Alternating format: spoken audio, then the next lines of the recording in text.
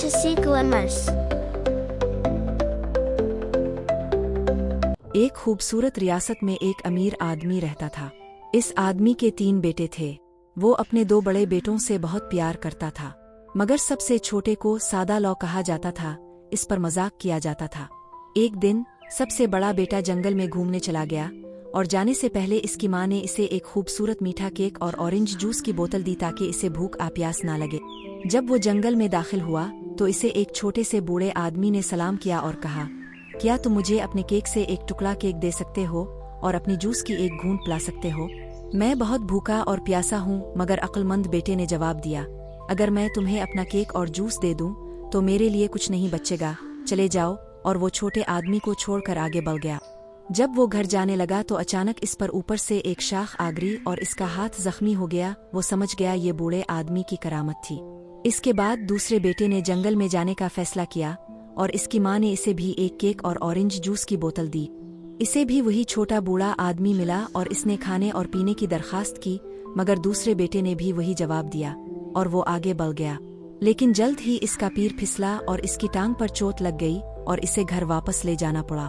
फिर छोटे बेटे एड्रियन ने कहा, अब्बा जान, मुझे भी जाने दे और जंगल में घूमने दे। वालिद ने जवाब दिया, तुम्हारे भाइयों को पहले ही नुकसान पहुंच चुका है, इसलिए बेहतर है कि तुम रहने दो। लेकिन एड्रियन ने इतनी जिद की कि आखिरकार वालिद ने इजाजत दे दी और कहा, चले जाओ, नुकसान उठाकर समझ आ जाएगी। इसकी माँ ने इसे पुराना केक और सादा पानी की बोतल दी। जब वो जंगल में पहुंचा तो इसे वही छोटा बूढ़ा आदमी मिला जो कहने लगा, क्या तुम मुझे अपने केक का एक टुकड़ा और अपनी बोतल से एक घूंट दे सकते हो? मैं बहुत भूखा और प्यासा हूँ। एड्रियन ने कहा, मेरे पास सिर्फ पुराना केक और सादा पानी है, अगर ये पसंद हो तो आओ बैठकर खाते हैं। जब एड्रियन ने अपना केक निकाला तो वो ताज़ा मज़ेदार मीठा केक बन चुका था और पानी खालिस खुश जायका जूस में तब्दील हो गया था। चूंकि तुम्हारा दिल नेक है और तुम जो कुछ रखते हो इसे बांटने के लिए तैयार हो, मैं तुम्हें खुशकिस्मती दूंगा। वहाँ एक पुराना दरख्त खड़ा है, इसके पास जाओ और तुम्हें इसकी शाख में कुछ मिलेगा। फिर बूढ़ा शख्स रुखसत हो गया। सादा लौ ने जाकर दरख्त का शाख देखा तो वहाँ एक बत्तख बैठी थी जिसके पर खालिस सोने के थे। वो इसे उठाकर अपने साथ ले गया और एक सराय में ठहरने का इरादा किया। अब सराय के मालिक की 3 बेटियां थीं जिन्होंने बत्तख देखी और वो जानने के लिए बेहद मुतजस्सिस हुईं कि ये किस कदर हैरत अंगेज परिंदा है। वो इसके सुनहरी परों में से एक हासिल करना चाहती थीं। जैसे ही एड्रियन सोने के लिए चला गया, सबसे बड़ी बेटी ने सोचा, मुझे जल्द ही एक मौका मिल जाएगा कि मैं इसका एक सुनहरी पर निकाल लूं। इसने बत्तख को इसके बाजू से पकड़ा, लेकिन इसकी उंगली और हाथ इससे चिपक गए और वो हरकत ना सकी। दूसरी बेटी जल्द ही आई और वो भी यही सोच रही थी कि वो अपना सुनहरी पर हासिल कर लेगी, लेकिन जैसे ही इसने अपनी बहन को छुआ वो भी इसी तरह फंस गई।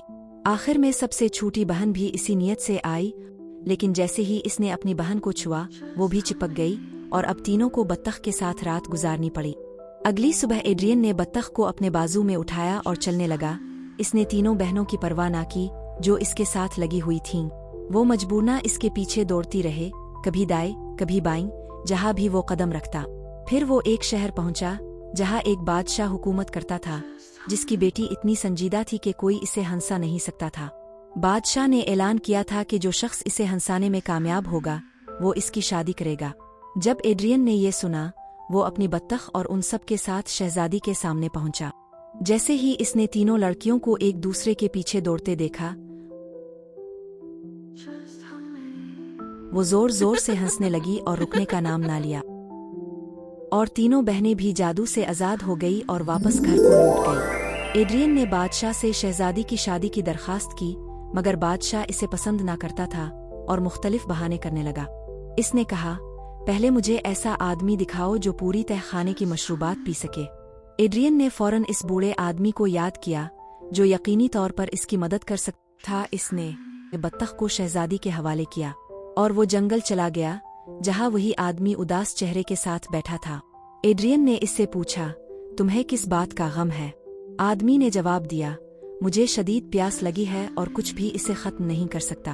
एड्रियन ने मुस्कुराते हुए कहा, आओ मेरे साथ, मैं तुम्हें सैराब कर दूंगा। वो इसे बादशाह के तहखाने में ले गया जहाँ इसने पूरे दिन में तमाम मशरूबात पीकर खत्म कर दी।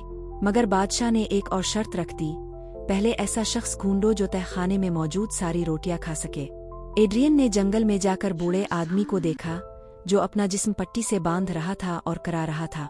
इसने कहा, मेरा मैदा खाली है और मुझे खुद को बांधना पड़ेगा वरना मैं भूख से मर जाऊंगा। एड्रियन खुश होकर कहने लगा, आओ मेरे साथ, यहाँ तुम अपनी भूख मिटा सकते हो। वो इसे बादशाह के महल में ले गया, जहाँ पूरी सल्तनत की आटे को जमा करके रोटियां बनाई गई थी। आदमी ने दिन भर खाते खाते पूरी रोटियां खत्म कर दी।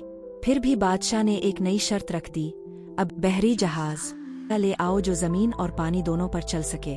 एड्रियन फौरन जंगल में गया, जहाँ बूढ़ा आदमी बैठा था। इसने कहा, क्योंकि तुमने मुझे खाने और पीने को दिया, मैं बहरी जहाज दूंगा जो जमीन और पानी दोनों पर चल सके। बहरी जहाज नहायत खूबसूरत और जादुई करिश्मा थी। बादशाह बहुत खुश हुआ तो इसे मजीद कोई बहाना ना सूझा और एड्रियन को शहजादी दे दी। शादी धूमधाम से हुई और एड्रियन अपनी किस्मत से खुश था।